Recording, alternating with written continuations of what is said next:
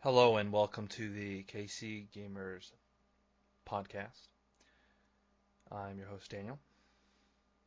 And I'm also your host, Jeff Whedon. We're going to get today started off on a more serious note.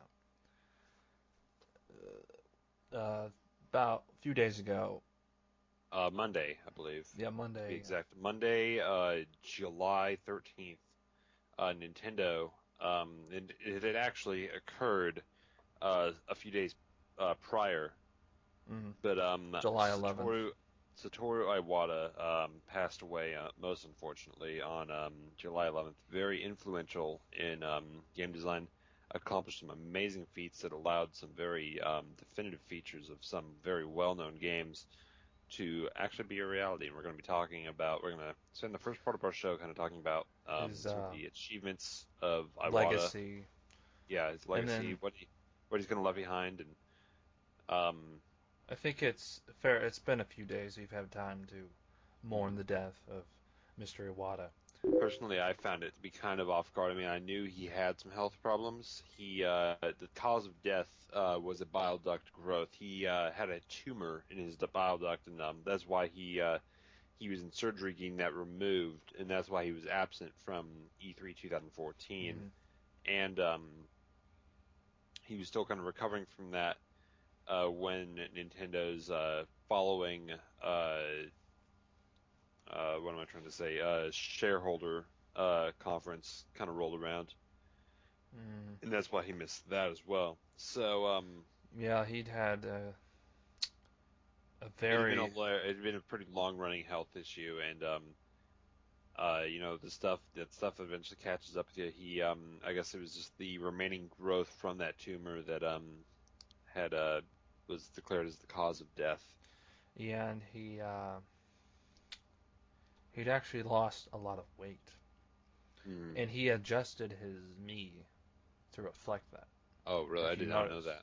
yeah, because the newer one, he's a little more. The face is not as round, which, I mean, he he was skinnier, Hmm. which kind of healthier depends.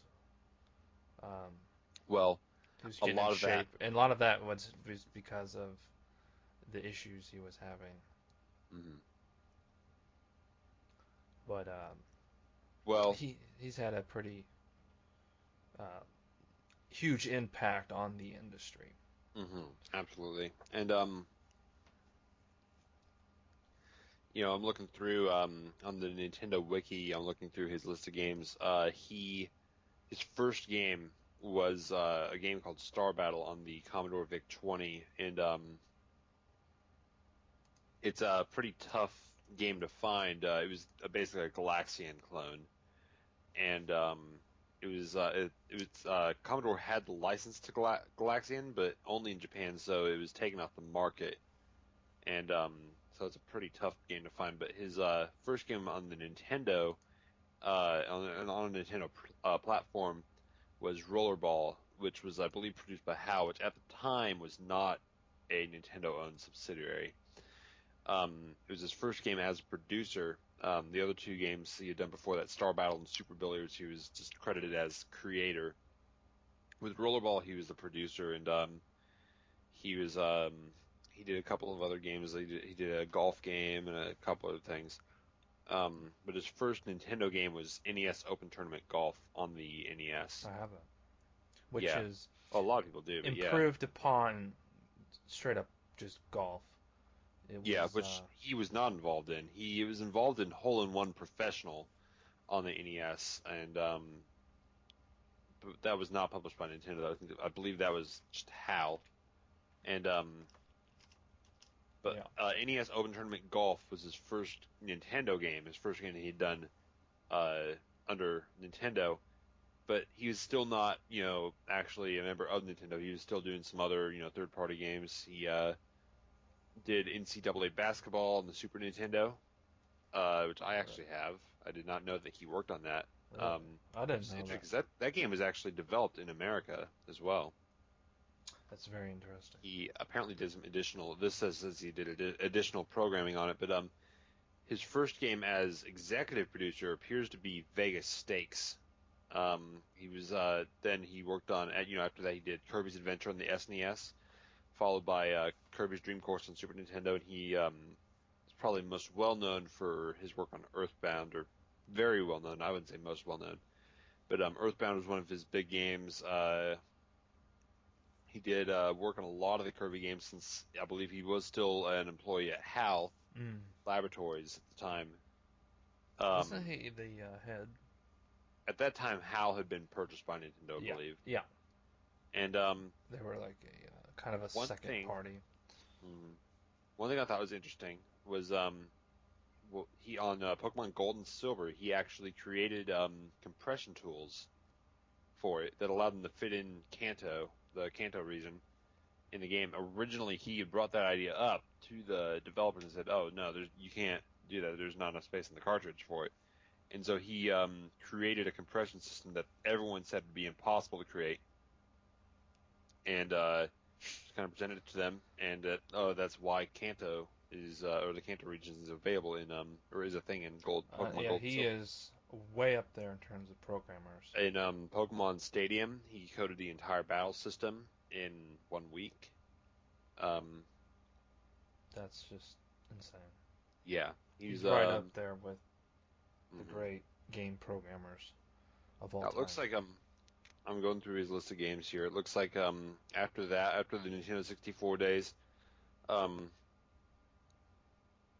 his work as somebody actually directly involved in the production of a game kind of ceased.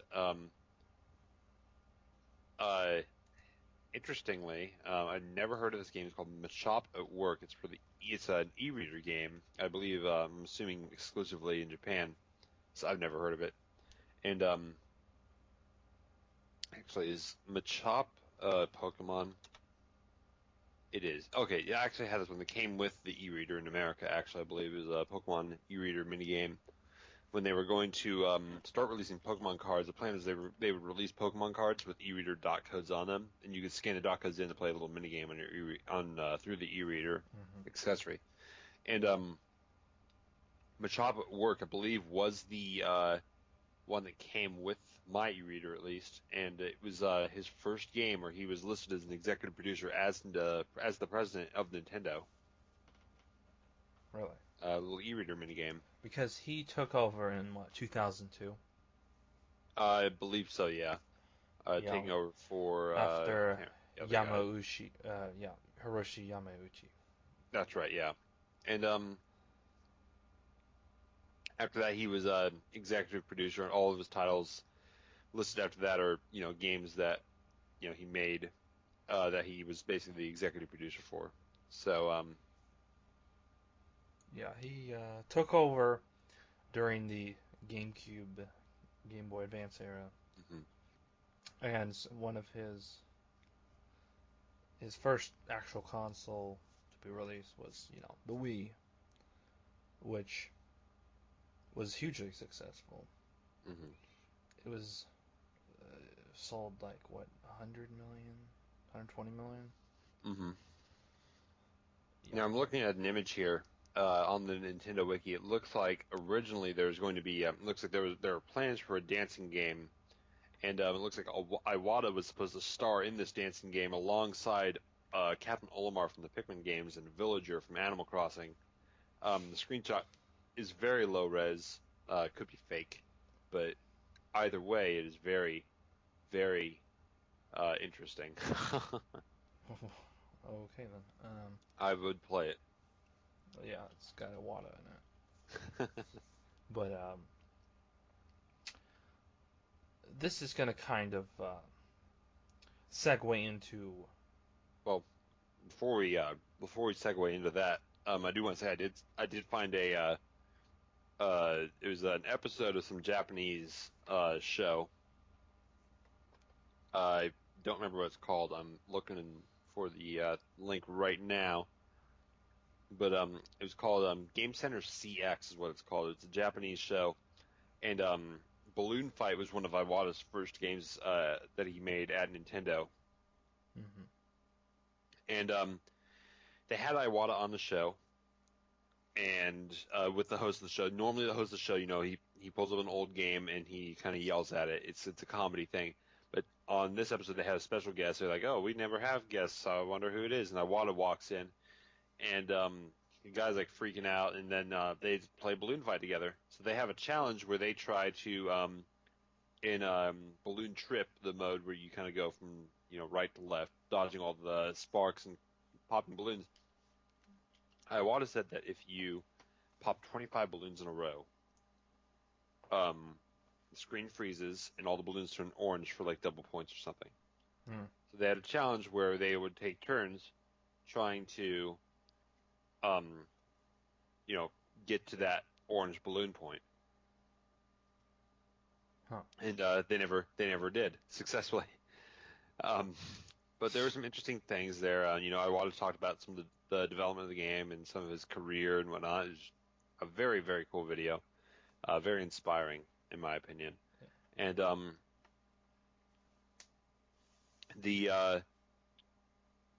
I liked a little part of the video. He's like, well, now it's the other way around. Now Iwata's the one being asked, referring to the Iwata Asks series on Nintendo's website. But I thought it was a pretty inspiring video. The fish, actually, this I thought was particularly interesting. The fish that come out of the water and grab you. You know how it doesn't always come out of the water and grab you, right? Really? Like if you fly low to the water in balloon fight, sometimes the fish will come out and grab you. Turns out, according to Iwata, it is actually always swimming back and forth, left and right across the bottom, under the water. And if you're over it, when you're at a certain point, then it'll pop up and try to eat you. I did not know that. And so, I wanted to. Or you finishing your? Oh, dude, yeah, go ahead. Talk about just what a great human being he was. Like, yeah, I didn't find out till a lot of this. I didn't find out until after he had died. That how really, truly, how humble, how. Yeah, absolutely. Good of a guy he was. This guy, when the Wii U was not, selling to expectations, he cut his own pay instead of the pay of everyone else in the company. To his logic there being that, they need everyone at their full focus, and he's worried that if he were to, lower everyone's pay, it would detract from that, and they need everyone's attention to be on the Wii U. Yeah. And getting it to, sell better. And so he decreased his own pay instead of, everyone else's, which I think is a really great move.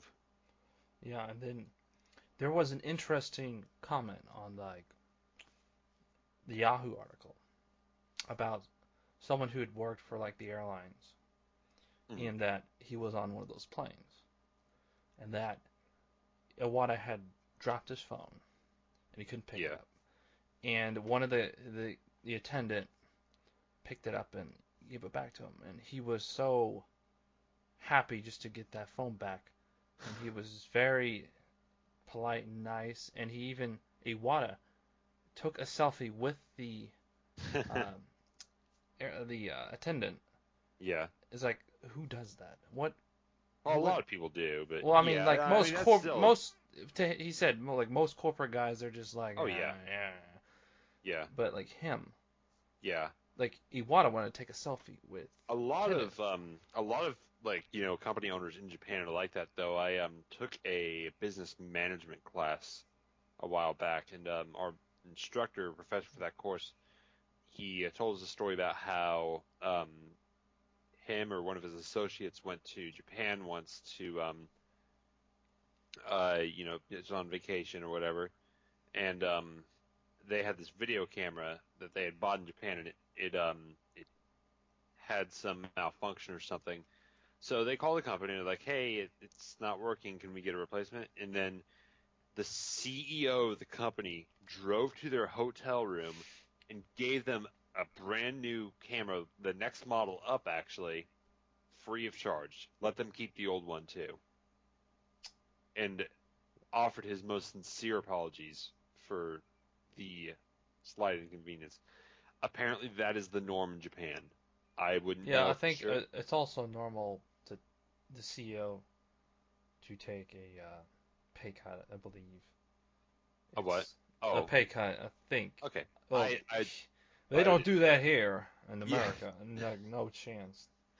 but there's no doubting that he was a very good man at heart, and it's unfortunate to see someone like him have to um, leave us in such a manner. Uh, Uh, but you were wanting to segue into something earlier, and I interrupted you. yeah, I think I was a little early in the segue, but Yeah. I wanted to because the more things came to my mind, and talk about where Nintendo, the future here, like, Mhm. because right now the company's being run by what Takeda and Takeda and Miyamoto. Mr. Miyamoto. I don't Yeah. see Mr. Miyamoto being the president. I just He can't see has it. actually been pretty high up director of operations for some time. Mostly, as far as actual game development goes, he's been monitoring teams, with the development of Super Mario Galaxy 2, and um, he hasn't really been directly involved with the Mario games Directly, for a while. Yeah, not on the directly. topic of our show, yeah, he hasn't been directly involved with a Mario games development. I believe he's basically trying to train new teams who can develop new Mario games while maintaining innovation in a fun way that kind of fits with that still fits within the Mario gameplay. Um, I think he said that he's more of a supervisor with those games now, and he's really kind of in a higher, very very high up position in the company now. But it's like And when that you get to this a president, that mhm. I don't know if you're gonna have time to really Well, as he's much not be a, involved. he's not president of the company though. I think I'm looking Well, up. I'm talking about.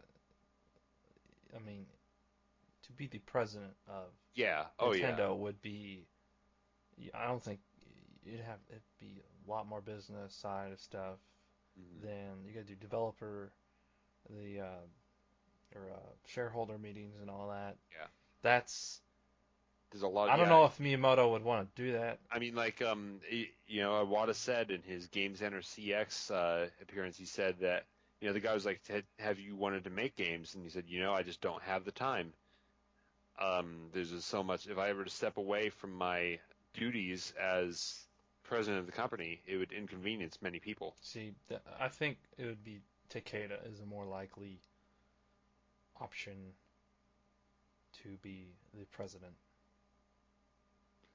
What does Takeda do? Because the name sounds familiar to me. He is more of I think he's pretty high up. Yeah. He's yeah, Genyo Takeda. Mhm. Well, right He now, oh, I'm not sorry. exactly sure what he does necessarily, I'm looking at his but Wikipedia article. It looks like he was one of the lead developers on the Wii, and he was their first he was game designer. he was let's see. I'm looking at his software stuff here actually.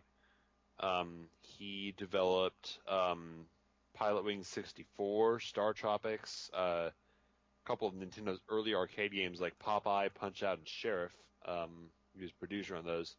Um, he was also the director of the NES version of Punch Out, and was a supervisor on the Wii version of Punch Out as well. He was apparently one of the key developers of the Wii, though, and is known for having compared the video games console industry to the automobile industry. I'm looking for a quote here, but they don't really have one here on Wikipedia. But right now it's him, and he is the representative director, IRD general manager, internal research and development. I assume is what that stands for. And then Shigeru Miyamoto is currently the representative director, or also representative director and EAD general manager. So they're both, kind of tag teaming it, sort of the like running the company. They're both the representative directors in the absence of an actual CEO. Yeah, I think Takeda would be the guy. He's been with the company since the beginning of And he was the lead developer of the the video Wii as game. well. Yeah. He's seems to be more qualified to do the business side to me than because Miyamoto. I know he still wants to make games, and he's just. I don't think he'd want to be all business. Yeah, because Miyamoto does have two projects in development right now that he's Yeah, three projects in development right now that he's directly involved with that those being Star Fox, Project Giant Robot, and the tower defense one. I keep forgetting the title of, but I feel like the future Nintendo hopefully won't go in a negative direction. I'd hate to see them turn into we got to have all the DLC and season passes and all that stuff. No, Hate to see that. they will not go that. Because the thing is, it would be nice to see them get a, CEO who can help lead the company into a more, into a more technological present. Because they have been kind of behind. I had to Yeah. send my, when I got my Wii U, originally I had set up my Nintendo Network account on a Wii U that I shared with my brother. We had gotten it as a Christmas present, and I set up my account on there. He set up his, and then I got my own Wii U later.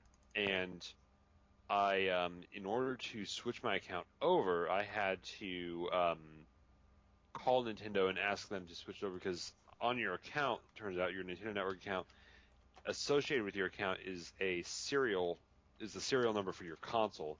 So what you have to do is you have to call Nintendo, and then they reassign the serial number on your account to whatever console you're on. So, or they just clear that field, and then you log in on the new console, and it sets they're a that company. console serial number. So the guy on the phone was telling me, this is I know it's a really tedious process. Once Nintendo, switches to a more modern thing like, cloud technology or whatever, then it'll be, so much more convenient for everyone. Oh yeah. This is somebody who works for Nintendo's, not even their regular tech support. This is like somebody in their networking, call center. This is like someone higher up. The higher ups, I don't think Iwata really is mostly to blame. The people like to blame the head guy, but I think there's this circle of guys that are high up. It just feels like there was a very conservative kind of management there, and it kind of resulted in them falling behind a lot especially with online. Since the Wii, even GameCube, they started slipping up in the Super Nintendo era, in terms of the whole not wanting blood in Mortal Kombat. It's like, that's the beginning, and then it just got worse. It's gotten worse. Well, I feel like I'm not the kind of person who's going to say, oh, there's no blood in this game, or this version of this game doesn't have blood, and the other versions do. It's just taking. That's not a deal breaker for me personally, but you can see that kind of safeguarding thing because Nintendo at the time wanted to present itself as a family-friendly organization. They still do, and I respect that. I feel like you don't have to have a bunch of blood and guts in a game in order for it to be a good game. Well, yeah, but it's the fact that they asked them to take it out from a third-party game. That's a problem. Yeah, and it's all a case of it's not so much you can't really call it censorship because it is their platform. They have complete freedom to, post or allow whatever they want to allow on their platform. They're a total freedom to do that because it's their platform. You're paying to distribute on their platform. And, in the case of Mortal Kombat on Super Nintendo, one of their policies at the time was, we can't have any excessively violent games on our platform. Now, eventually that stance kind of changed with the home ports of Killer Instinct, but, I feel like that time, they've definitely changed since then. We had games like, Eternal Darkness on the GameCube and, Majora's Mask on N64, Oh yeah. and even stuff like Mad World on the Wii. Um, Mad World being a very over-the-top violent game. We had House of the Dead Overkill on the Wii as well, which also a very violent linguistically and visually. I believe the word "fuck" is said about 200 Yeah, they've times. changed it, but it's like That was those both being third-party games published by Sega. Times definitely have changed. But with they started slipping there, and then the N64 came, and then they just lost a lot of third parties starting then because they made it harder to program for. I believe actually the hardest, because the thing is, the PlayStation was what everyone was programming for. And you also use CDs. The cartridge thing also. Well, they were more expensive to produce. The thing is, the PlayStation was cheapest to produce for because it used CD-ROMs. CD-ROMs were very cheap to manufacture. It wasn't necessarily easier or harder to program for, though, because the N64 and PlayStation both were pretty similar as far as hardware architecture goes, and how it renders stuff and whatnot. And so there are there's a lot of PS1 games that were ported to the N64. Not so much the Sega Saturn though, because the Sega Saturn had radically different processor architecture and whatnot. That was because the thing is with N64 games and PlayStation 1 games, and this was kind of the standard. I think it is still pretty much the standard today. You'd be more of the correct person to ask on that with your experience in game art. But the PlayStation 1 and N64 for 3D models use triangles as the base, polygonal shape. So you use triangles to build your model. With the Sega Saturn, all of your models had to be built out of cubes. So this is partially because the Sega Saturn was actually it was whatever Sega's current, like at the time, arcade board was, shoved into a consumer-sized box and shipped out the stores. Well, I have a quote here that was said by Takeda back from the N64. Yeah. He said, when we made the Nintendo 64, we thought it was logical that if you want to make advanced games, it becomes technically more difficult. We were wrong.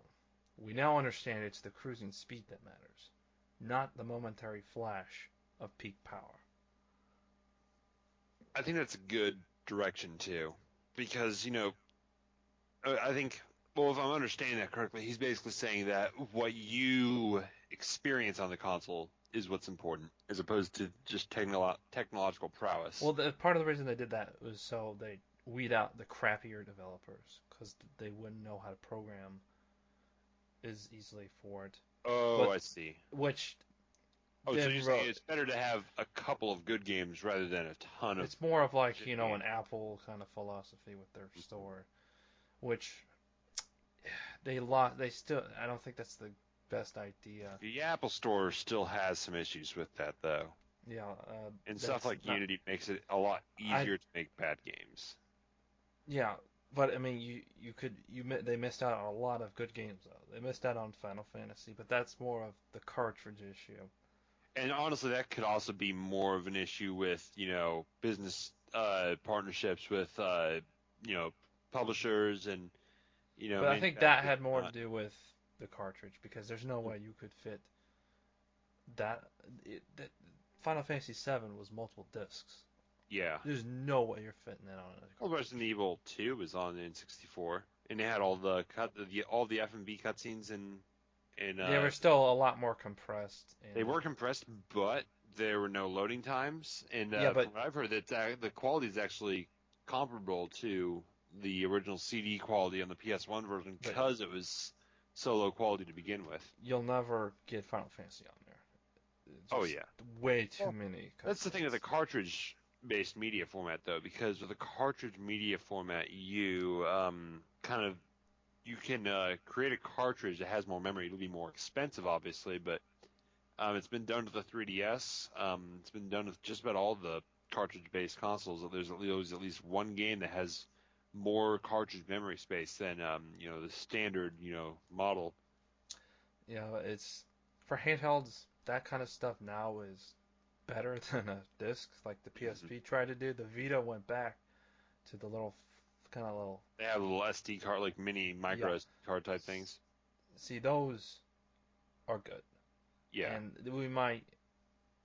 It's now we're Parts getting in the handheld system does not sound like a plan for success.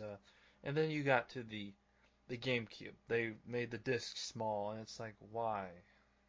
Well, They I wanted think to be part of portable, but no one really carried that that was a around. weird You won't. direction.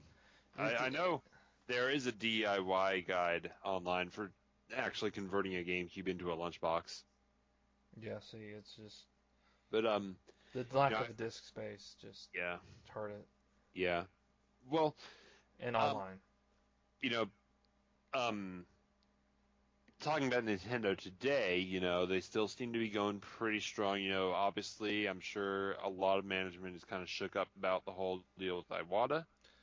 Um, they went completely silent on their social media pages a few days ago. I don't think I've actually seen any posts from them recently. They posted the rainbow above They did post that, yeah. their headquarters. They haven't really been posting much else. So Which is it interesting. seems pretty obvious that their social media managers and their overall management is kind of shaken up about this. And you even Recently, had outpouring from the entire gaming community. You oh had yeah, Phil yeah, Spencer, the head of Xbox, yeah. and you had PlayStation. They Because said, a lot of people try to play everything up as like, yeah, it's some epic rivalry between three major superpowers. But no, in the end, it's still a game development community. Everyone has respect for everyone else. yeah, it's a Nobody's like, oh, respectful, you're on Xbox. Bleh. No, they're like, respectful oh, cool. So competition. this is some cool technology you got here. I'm interested in learning, some of the processes in which you use to, manufacture it, and maybe we can all learn something from this. And seeing we're seeing a lot of like these companies, trying to kind of spread that thing, openly acknowledging that, that is the the way that this works. We don't really see a lot of Sony won E3 or we are Well, Sony, we won E3 this year because blah blah blah. you want to beat your competition, though. You You still want to want beat your to competition, obviously, but still have to beat they in the recent years it's been a lot more obvious that they do have kind of a respect for each other. Miyamoto was at the Watch Dogs booth back in 2012 or whenever that was. Checking that out, he said he thought it was pretty cool, and obviously he goes around. He's a game designer. He wants to look at other games and see what everyone else is up to, Yep. and it's He not had really the a spying picture. on the It's not even like a spying on the competition thing. Obviously, they all get along. They discuss their gameplay philosophies and whatnot, and design philosophies, and it's a very cooperative community. And when something like this happens, and somebody somebody the name this big dies, everyone comes in, sends out their support, and it's not even a marketing thing at that Oh point yeah, to me. you'll see this with when Miyamoto. You'll see if when he ever passes, you're gonna see huge, Hmm. huge support for that because Yeah, that guy just I can't. yeah. There's no words for what he has done either. But Huge, like you'll see this the for any. reason platformers existed in the 90s and 80s is because of him. He invented the platformer. Like he invented so many genres. Yeah, Like the Zelda, the first like open world game. yeah. It just and the way it was done well. And It wasn't like done crappy. yeah, It's not just the first to be the first, but it was just done well too. Like you now had Popeye um, and Donkey Kong.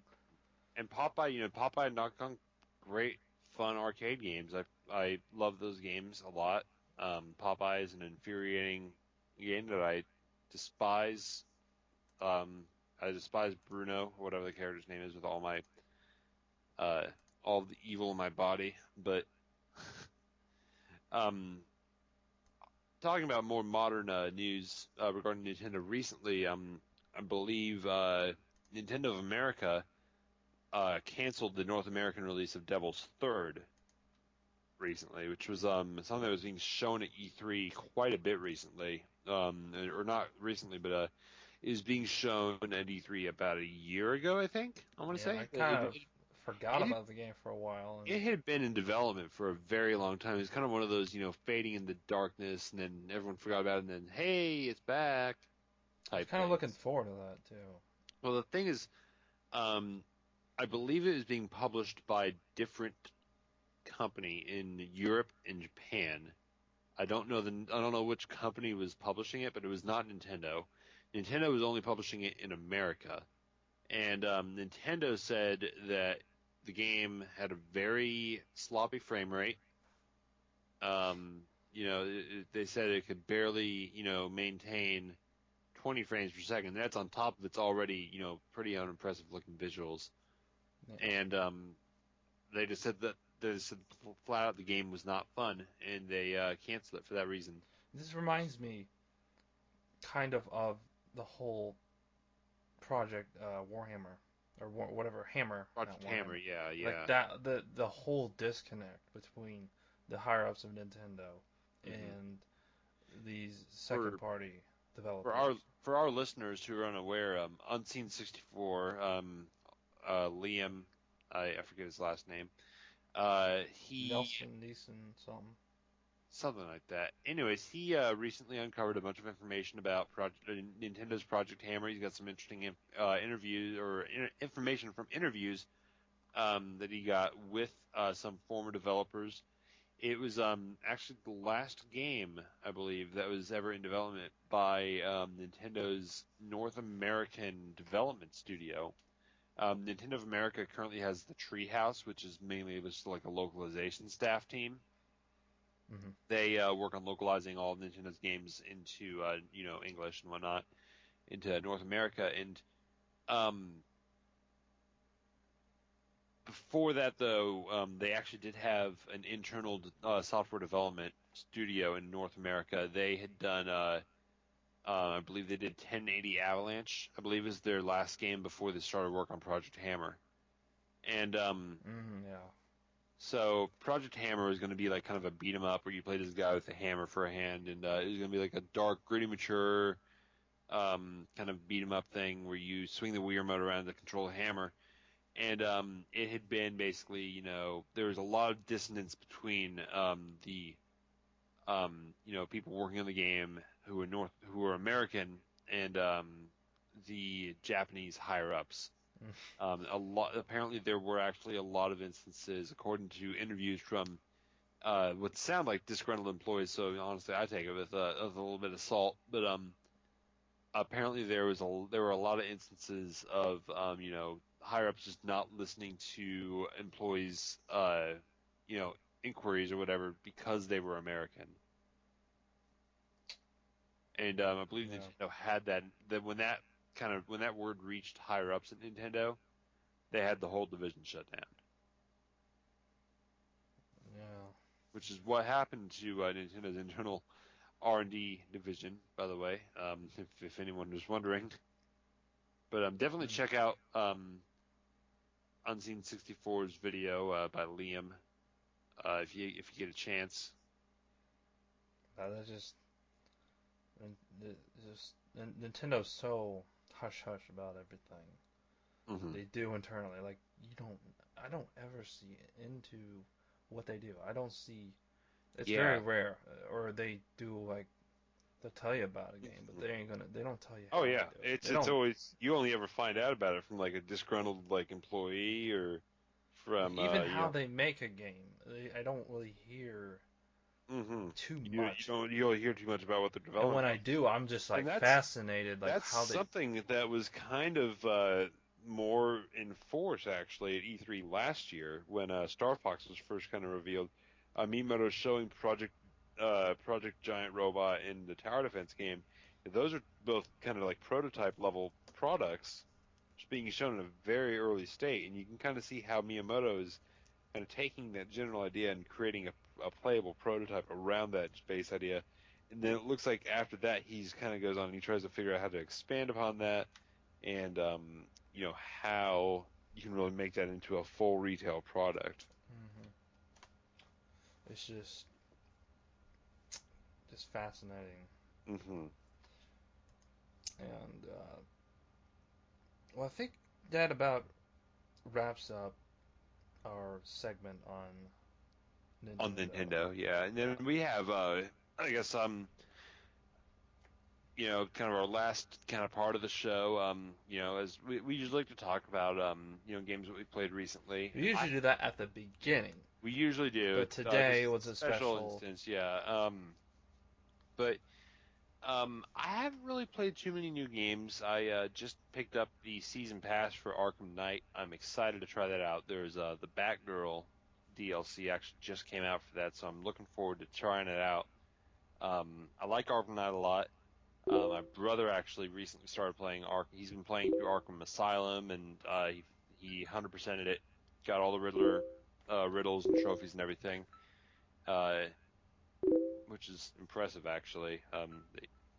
That he had the patience to do that. He actually finished it in like a day or two. I don't know how he did it, but anyways, he's playing through Arkham City now, and I was watching him. I was like, wow, there's just so much more stuff that you can do during these stealth sequences, and the design is just so much more focused. It just looks like a much more focused, design, and I don't know. I'm playing through Arkham City. It feels a lot less focused as far as environments go.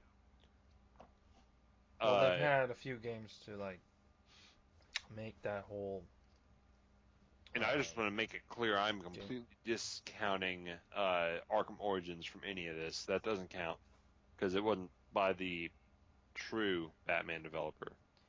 but But what I'm trying to say is like when you uh, do a mission when you do a story mission that has a lot of stealth sequences in Arkham City, you you go into a closed area that's cut off kind of. It's a separate instance from the rest of the game world, and it feels like a much more focused, much more tightly designed area.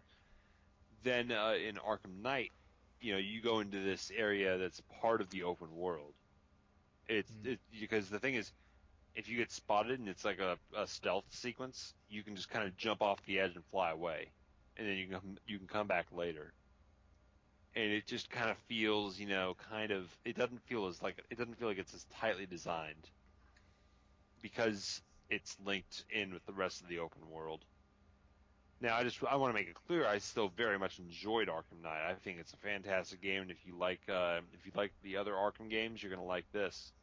But I feel like Arkham City is hands down the best one in the series. That said, I am very excited to try out the DLC. Like I said, I picked up the season pass, so I'm looking forward to that. Dan, you've been playing a game that you haven't tried previously, recently. I mean, this game came out a year ago. Yeah, it's not a new game by any There's like two sequels or three sequels already. They actually do have Uh, a fourth one in development yeah, now. the trailer. He's cranking these out, just ridiculous amount. Just Five Nights at Freddy's. Yeah, It. I think this is a fantastic game. I do too, and I haven't really played it much. It's in my Steam library. I played the demo though, and so I understand what the core gameplay is. I think it's a fantastic design for a horror You know, game. it's like usually it's like the super popular kind of games like that. It's just like First Slender is person, kind of like It's like it's always first person. You walk around with WASD and look at the mouse, and you have a flashlight that doesn't do shit. Sometimes there's some physics puzzles involved. Gone Home, I've heard, is actually pretty good but uh, with horror. Five Nights at Freddy's But yeah, just it's because the whole horror market has kind of been oversaturated with games trying to be like Amnesia and games trying to be like what's the other? There's Slender, you know, being a first person, walk slowly, find letters laying around, do an occasional physics puzzle or something. Gone Home, I believe, was kind of a very similar design. to Slender, or not Slender, Amnesia, and it's the thing is, what I've heard about it, I haven't actually played it myself. I think it might also be in my Steam library. But you're playing as a girl who's gone back to her home after being in college for several years, and everyone is gone, but everything is still there. It just looks like nobody's been there for a while. So you're exploring your house after having been gone from it for so long, and occasionally, stuff happens. Like you hear some creaks coming from around a corner, like someone's there, but you've been walking around for hours and no one's there. Mm. Stuff like that. And I've heard Yeah. it's very good as a horror game.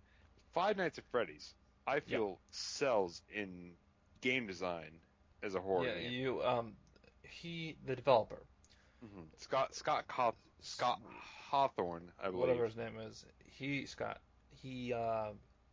used to develop Christian games. He Well, had actually, I looked it up. Actually, did a lot of research on him. Actually, not really a lot of research, but just kind of idly looked up information about him. Curious.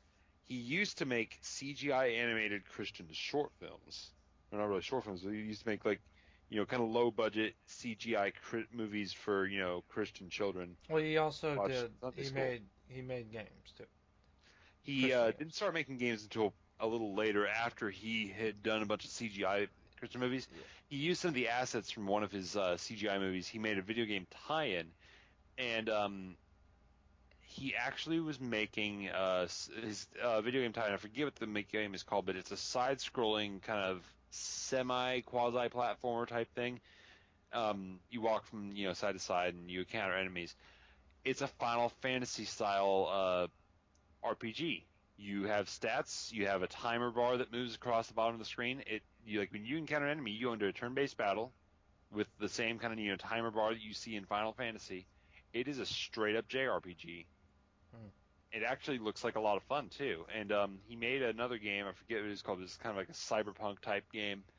I want to say it's actually available on Steam, and you play as a little robot. You explore a cyberpunk world. You do these little mini games, but it's also a JRPG thing. Looks very fast paced. Looks like a lot of fun. Yeah, he had But he kind of stepped away from JRPGs and he started doing did more Five Nights at Freddy's. with his games, the art. Uh, They had someone told they played his game and they told him like that his art looked like some horrid animatronic kind of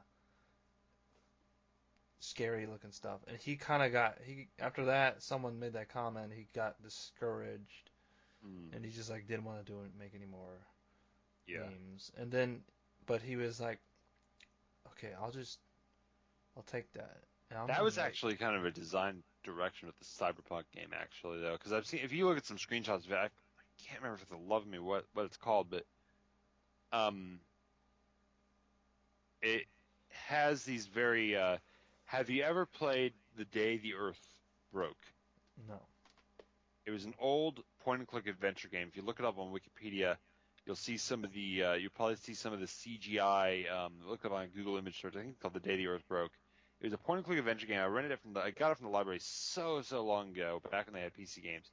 And basically, the idea is that um, the Earth starts going haywire. Gravity's not working right. There's storms where there shouldn't be storms, and all kinds of stuff like that. And it's these two guys presented in glorious FMV video format who run a shop that works on managing the power. They're like the Earth technicians, and they tell you have to go down into the center of the Earth where there are these creatures, the animatronics, I think is what they were called, or the animaltronics is what they were called, Uh-huh. and they're these creepy ass like 90s video game CGI monsters, animal things that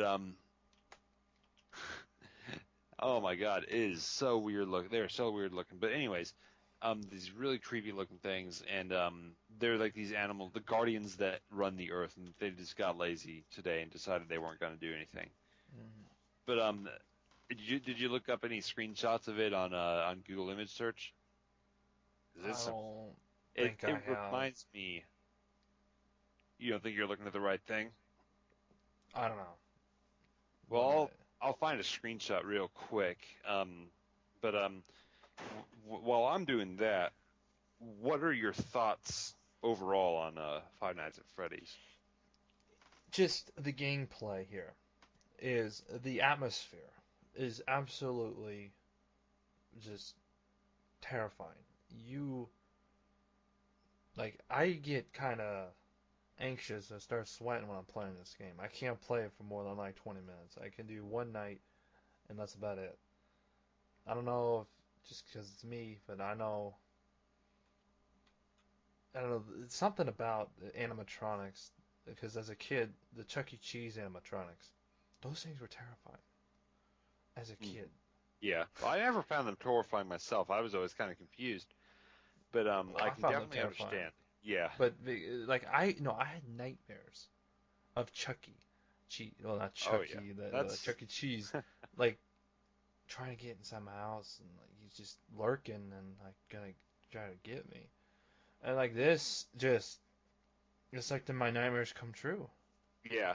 Now I'm gonna send you. I found a screenshot of the thing I was looking for. This is the one monster in the game that I remembered, and it was actually the reason that my parents would no longer allow me to play the game.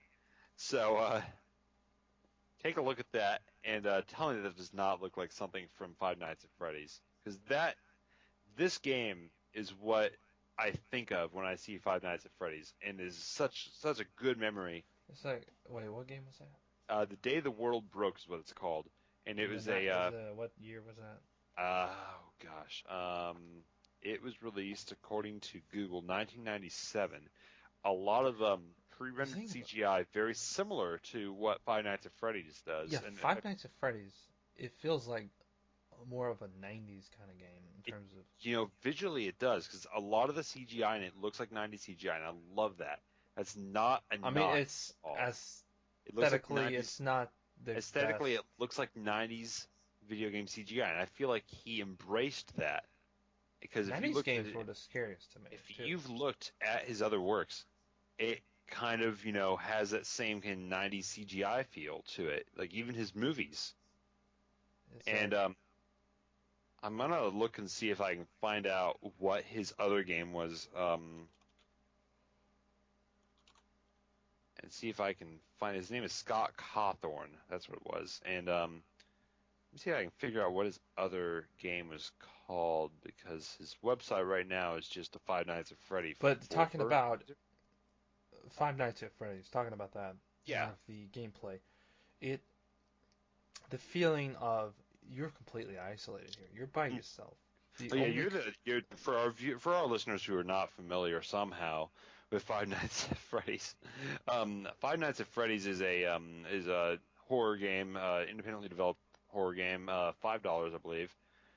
Um, it's a horror game. You're playing basically as the nighttime security guard in this Chuck E. Cheese's style, pizza parlor, and the thing, though, is that the animatronics, at Chuck E. Cheese, and actual Chuck E. Cheese, they're all bolted to the stage. But these ones, they're animatronics that can walk around the restaurant. They're bipedal animatronics. They walk around. They give the kids hugs and stuff. But there's been reports of incidents over the years. Supposedly they've malfunctioned or other stuff happened. And there's the idea is you're the nighttime guard, and the animatronics at night, they look at you, and when they say human at night, they don't really recognize them as a human, but rather they see them as they see them as an or they see them as a skeleton, robotic animatronic skeleton, and they pick you up and try to shove you into a, you know, costume, which is filled with metallic parts and will crush your skull. So, the idea is if they catch you, they shove you into a costume and you die. So your goal basically is to watch over the place at night while um, not being caught by the animatronics. And you've got two doors, one on the left and right, and you basically close them, but that uses your power. And when you run out of power, all the lights go out, and one of them will appear and attempt to murder you if time doesn't run out. And basically, you have to survive until 6 a.m. Mhm. So, Yeah. The only comfort you have is when you're on the phone when he's the guy that mhm. is. There's the previous nighttime security guard. He calls and gives you advice. Yeah, and it's like it kind of hints to the game, but it's done in a way that's like there's some subtle hints, Mhm. like not moving. Like if you move, I think like if you at the end of the night, like Freddy will if you run out of power, Freddy Yeah, will always come and get you. But his song plays um, yeah, and it's long enough longer that sometimes, yeah, or sometimes it's shorter. You get lucky. I don't. mhm. But if sometimes like the screen will go black, Yeah. and then you just You're if you like, stay oh, still, what's gonna happen? if you keep the mouse still, Hmm. it's just sitting there, and you could actually make it till 6 a.m. in time. Yeah, But if you move the mouse, he'll just get you. yeah, But he'll get you anyway. But if you keep still, play dead, you might survive the night. yeah. And one thing I think is brilliant about Five Nights at Freddy's is it's overall gameplay design. A lot of horror games kind of lose that element of horror. Like you look at Amnesia, for example. You die in Amnesia, but then you just come back and you're continuing from where you left off. Because it's a first-person adventure game. So that tension of the value of your death doesn't really seem like too much.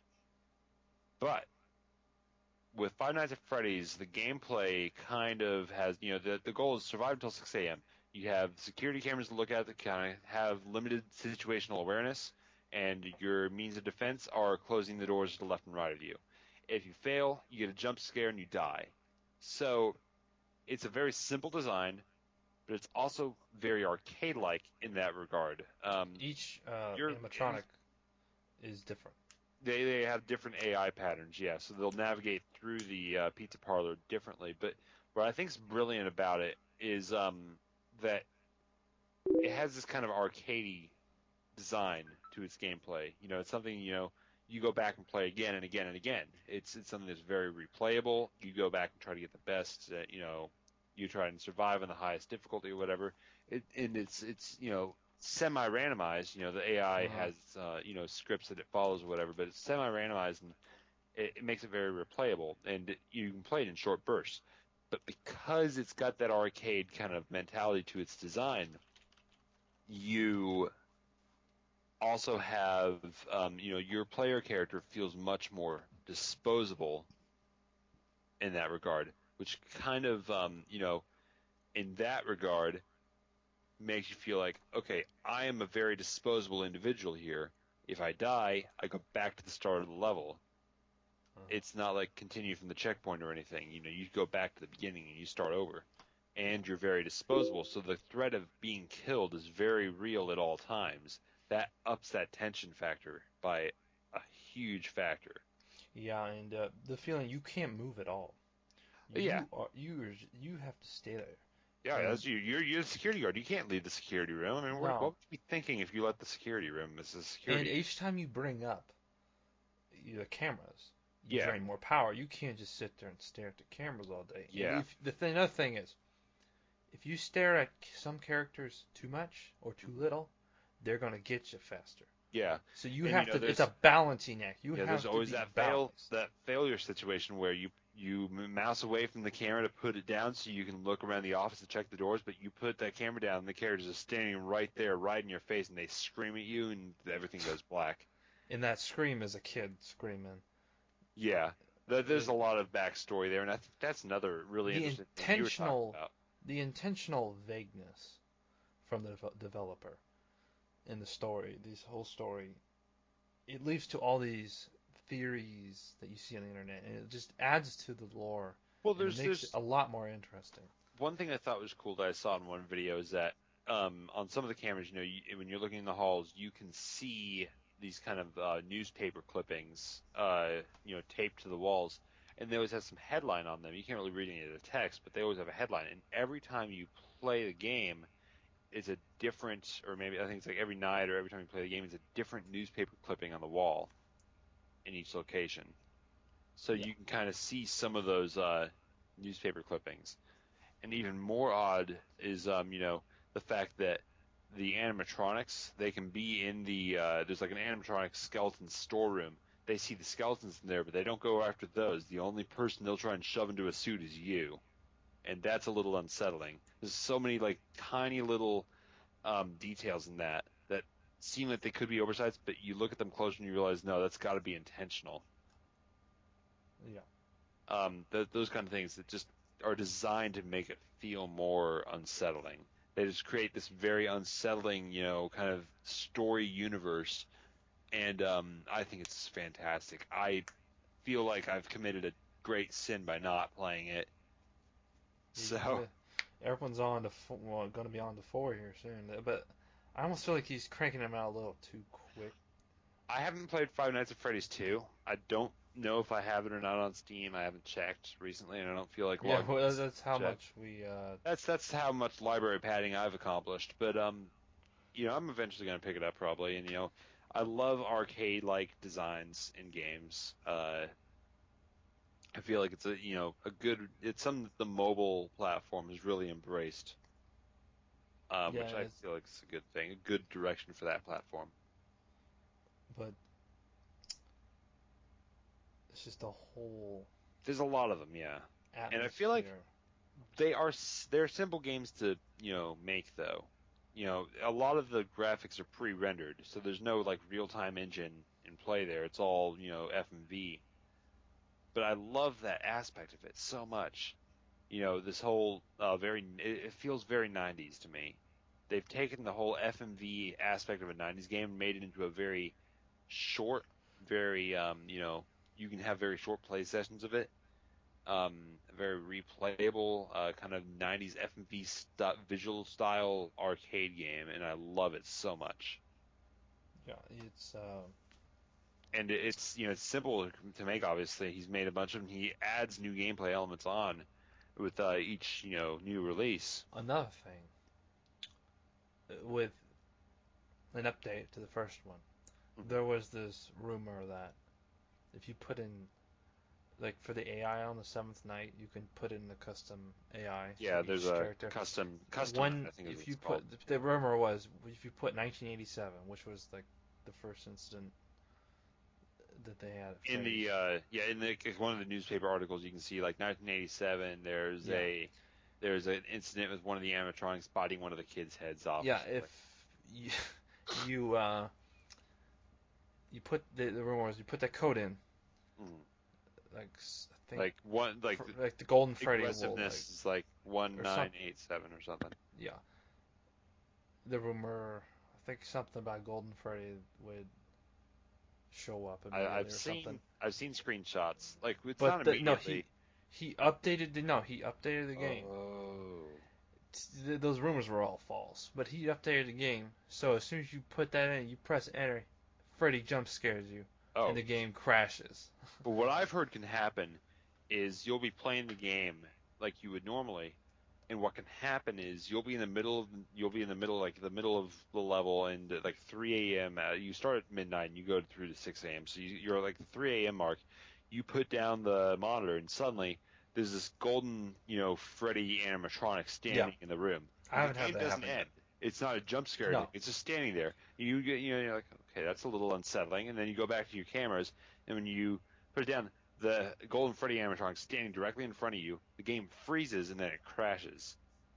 I feel like that's a great fourth wall breaking, kind of thing. It adds to the unsettled. It adds to the game being unsettling. The way you can get out of that, if you put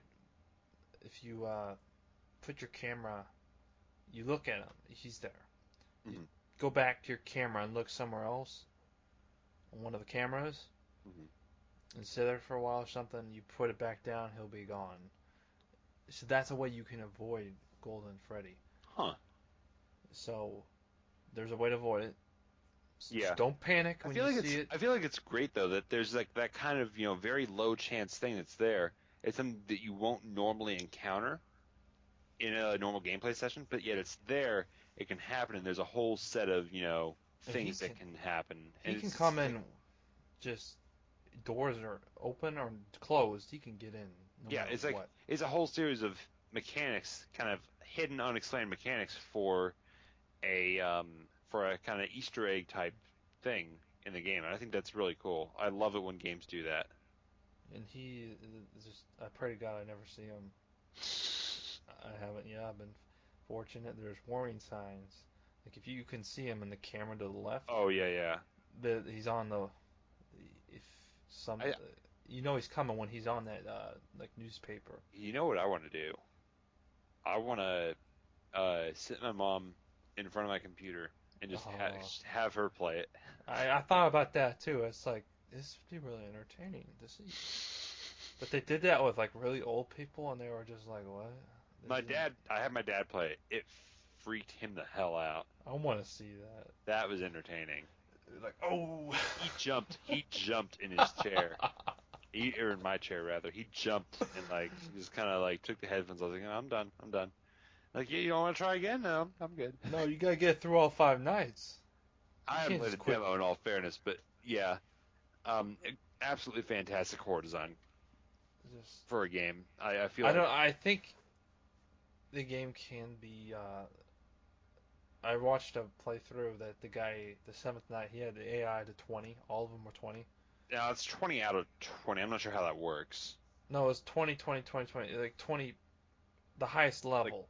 Okay, so Just like a it hard. goes from 1 to 20 then. Yeah. I thought it was just a percentage. And I saw him play. It was just very constant, like closing each door. Yeah. Like you have to close the right door before you bring up the camera. You have to immediately put the camera back down, put the light on the left door, and it's just repeat the entire night. It's like that sounds like a really tense and like I wouldn't tedious almost, but to me that kind of takes away from the game if you do it like that. But I think it's really interesting though that one thing that kind of surprised me when I started, I heard about it initially. I was like, oh, it's probably all like pre-scripted FMV stuff, but this is still kind of cool. And then I looked into it. It turns out, all that, all the stuff of the characters in the game, it's actually like full on dynamic, AI that's moves from room to room. And I thought that was fascinating that it was full on dynamic AI that's operating in this kind of method. You know what I mean? Yeah, I'm still confused how it works for sure. Well, the way like when they move. Well, the way I see it is he basically has like a value that says it's like a true or false value. Is Freddy in this room true or false? And then basically that value, when Freddy's going to move to another room, he has a function that says Freddy dot move to, and then in parentheses room name, and he moves to that room, which sets the flag for is he in this room to false, to is he in that room to true, or whatever.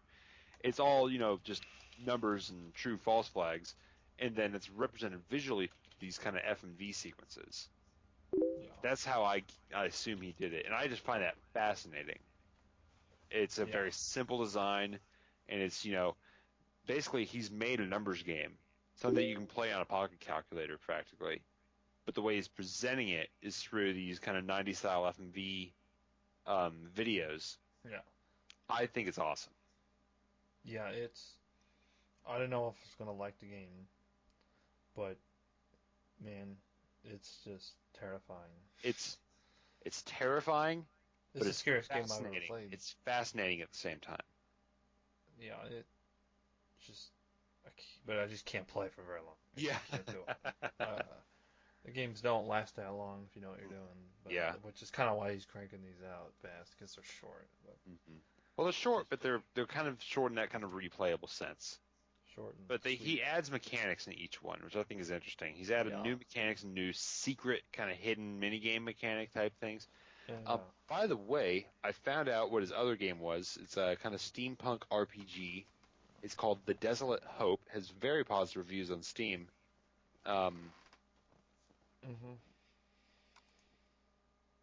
So it's actually free. I'm gonna go ahead and give that a try. It appears to be a Final Fantasy style RPG. You have the time that you know what I mean by that, right? Because I'm not sure. I don't play Final Fantasy, so I don't actually know what it's called. it's kind of like the timer bar where you attack when you get to your attack phase, and the enemy attacks when they get to theirs, and your icons move across the timer bar at different speeds. You know what I mean, right? Yeah. It's one of those types of RPGs. Looks very interesting. I did not know that it is free, so I'm gonna go ahead and give that a shot sometime soon, and might give my thoughts on that in next week's episode. Well, I think that wraps things up today. I think Absolutely. we might have gone Awesome. over the time. Probably, yeah. Or hour mark. Yeah, But, I don't know how long this episode is. I think it's about an hour I long. think it deserved it because we're paying. Iwata was just definitely, absolutely fantastic. And I was character. gonna try and make like a musical montage of music from games Iwata worked on. I might try to do that still, but yes, haven't had a chance. But was going to play at the end of this one, but if I do get around to that, we'll mention I don't think this is gonna be uploaded till a few more days because I'm gone all weekend. I'll be at Tokyo and Tulsa, which has a fantastic game room, by the way. They have like that. huge, the best game room of any convention I've been.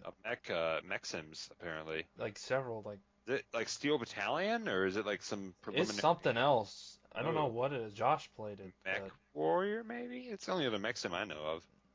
But it was like in these huge, it was like inside of a booth kind of thing. They had several of them. Like, you had to pay to play those too. Does it look like a modern type game, or? Yeah, I think it was. Yeah. Because I was gonna say Mech Warrior 4, I know is free to play, and it's they released the source code online, so I was gonna say it could be a thing with Mech Warrior 4, but that's a pretty old game. I know Mech Warrior Online is the newest mech game I know of. So I don't know. I don't know. Well, I highly maybe doubt it's that there. they had you guys playing like Steel Battalion. No, it wasn't. Assault or whatever the stupid Kinect game. Because it was in a booth with like actual controls. I think I'll have to ask the friend that played it. I didn't feel like paying money to play it, but yeah, it good game room, great convention. I mean, by the time this is uploaded, it's not gonna matter if I say go. Yeah. But go to it next year. Mm-hmm. Just do it. I don't care where you are. Well, everyone, thanks for listening to our show. We do send out our condolences to Nintendo and the family of Satoru Iwata as well. Yeah. Definitely hope that everyone can make a speedy emotional recovery from that. It'll take some time. Always a difficult time when valued family member and leader dies. It can be very difficult to focus on what you're doing.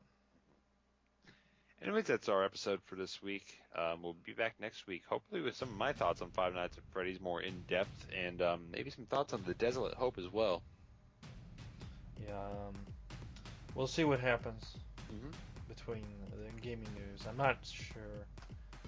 I don't really have anything. Well, actually, I think I do have a topic for next week. I want to talk about. We'll see. The port of Doom for 3DO. I've got some more information on that. Interesting. From the actual person, the woman who actually did the entire thing. Oh, we've got an exclusive. Yes. It was Awesome. just recently I subscribed to her on YouTube. I found her in one of the comments, one of the videos. It's like, this isn't really any articles anywhere, so it's like, I'm going to talk about that. So. We've got our first exclusive content coming next week, so stay tuned. Well, not really exclusive content. Shut up. Yeah, we'll bring her on the show. We probably could get her on the show. There we go. Hell, Anyways, everyone, thanks for listening. We can do that. Tune in next week for some awesome stuff. Yeah. See ya. Cut. Which I think you left in every episode.